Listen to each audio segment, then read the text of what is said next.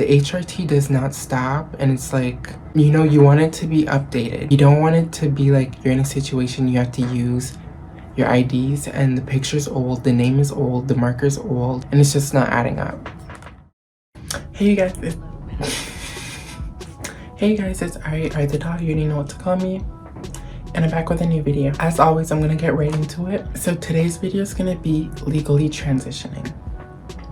Legally transitioning is when you update your documents and basically anything that like can legally identify you post-transition. Your name, your driver's license, your passports, like all of those things, you change it when you transition so that you are legally recognized as who you are today or tomorrow. Okay. When you legally transition, when you're updating your name, you usually also update the marker as well. So prior, the marker might say M. Going forward, the marker might say F. And the benefits that you get from legally transitioning gives you the ability to solely use that one name in any instance. You don't have to use any other name, only the name you go by. But yes, legally transitioning allows you to use that name in any purpose, like work, school, the bank, I don't know. Why is legally transitioning important? First of all, it affirms your identity. When you constantly have to use your old documents and it says your old name, that obviously is gonna make you uncomfortable, no? And when it's like something you constantly have to do, that's gonna make you feel low about yourself. So when you do the updates with your documents, that is something you no longer have to deal with at all whatsoever. You are finally recognized by law as your true self. Another reason why it's important is because it gives you privacy. When you have these documents and you don't look like that anymore, or the name isn't matching anymore, that your privacy is breached, is it not?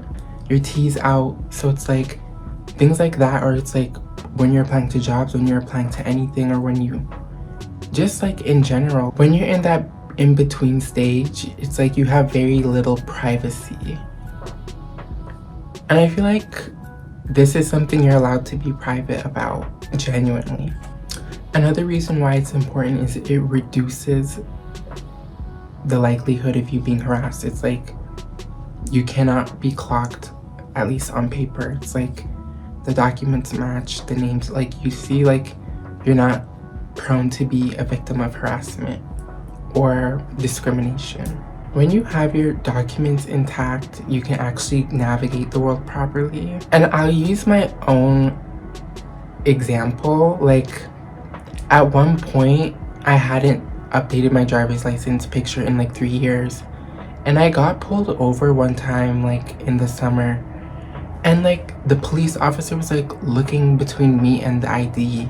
I was like, what's going on here? That is like one example that could be completely avoided if at that point in time my documents were updated. You know, like when you have proper documents, you can navigate society properly as yourself. You could go to school. I mean, you can do all these things now, especially in these modern times when you're like in a first world country. You want it to be beyond a preferred name. Like this is what you want to just be recognized as, period. And it's like when you legally update your stuff, you can go anywhere. And that is how you introduce yourself. There's no question about it. It's like when you have the accurate ID, your rights will now properly be recognized. Whether it's in the court of law, whether it's in the workplace, whether it's in medical care, your rights are now properly recognized. When you have up-to-date identification that matches who you are today, it gives you access to things that everybody should have access to, like whether it's financial benefits, whether it's medical benefits, whether it's anything government related. You need to have your stuff updated so you can access those things. Just like any other citizen, that's your right. And you honestly need to have access to those things, you guys.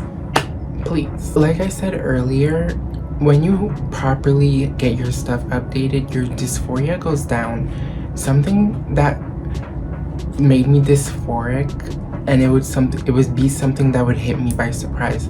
Some nights, like, I'd end up having to go somewhere that, like, and not just nights, but like daytime too, like not just like to the bar, but like government places that you need to show your ID to.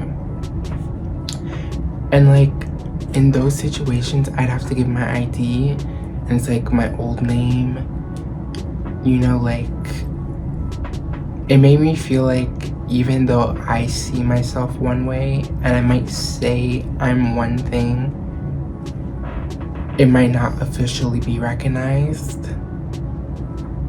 And it's like, it honestly served as motivation to get to a point of having that be a past experience. Experiences where you are still tied to like your dead name and stuff like that can cause dysphoria. Like, another reason why it's important is when you are traveling like between countries or even domestic, and like your document isn't matching, like airports are like strict on IDs, where it's like if you don't look like your ID, they're gonna like interrogate why. So the further along you get in your transition, you need to prioritize updating your IDs, because especially if you plan to travel, because it's like they don't play about that. But the key things you need to do is get your name legally changed and get like a letter from your doctor for the gender marker change, because once you have those two things, you can literally change everything else. Like you can go to your bank, you can go to your school, you can go to your workplace, you can update literally your passport, like your driver's license, everything. After you change your name and get that letter, you can, depending on where you are, but you can change everything. What is the process like to legally change these things? So I don't know how it is everywhere else, but like for me, the government has like applications online that you can print out. So I found the name change application, filled it out.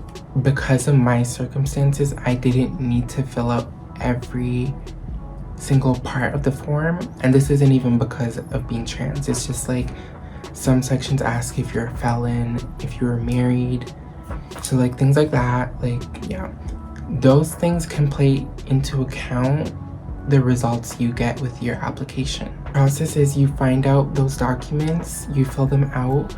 You're also gonna need things like your birth certificate and your citizenship, depending on where you live, that they really need. I don't know how every country is, but that's all they required from me. Find the forms, gather your documents.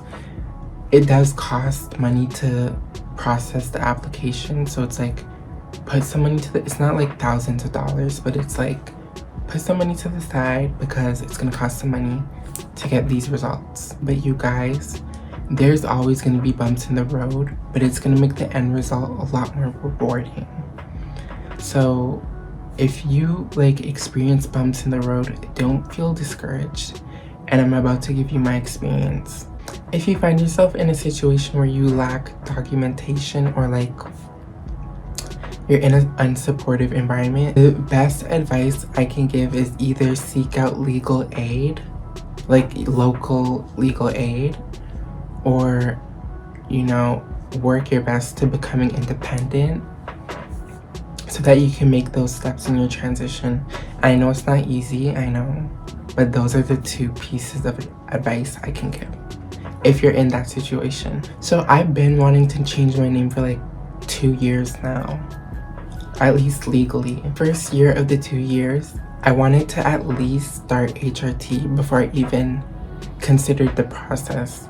So that was what was holding me back then, because I don't know, this is my opinion. I feel like if you haven't been on HRT, I don't think there's a point in starting the legal stuff yet. So after I got on HRT, I was looking into it again, but then at that point, I couldn't find my documents. Like, I had my birth certificate, but I couldn't find my other documents for the application. So it got to the point where like I was gonna apply for new documents because like I wanted to change my name.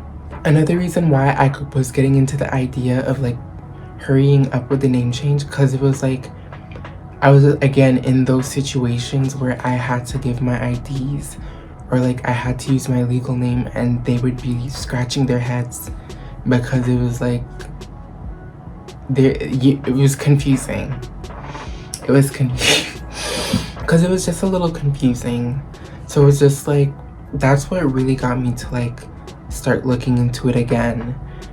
Before that, when I wasn't really looking into it, I couldn't find that documentation, so that's why it was on pause. After this summer and me going through like those situations where like the confusion with my IDs, I started looking for the documentation again. You guys, tell me why I found it, and it was in a place that I've looked multiple times.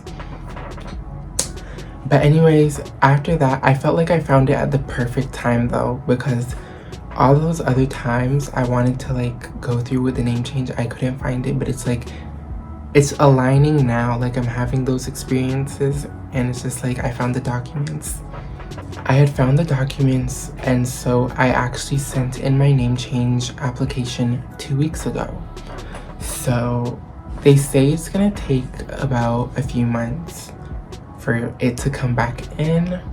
I was hoping it was gonna come in before New Year's, but I know it's gonna come before the end of January. My name will officially be changed.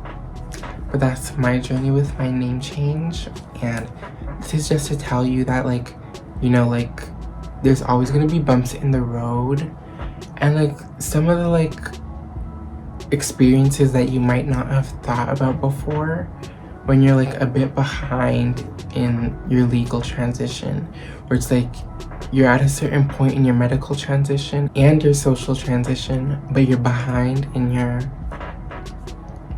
like the documents don't match who you are anymore. I would just like to say, when you do get your documents updated, make sure you keep multiple like certified copies of it, you know, like you just never know.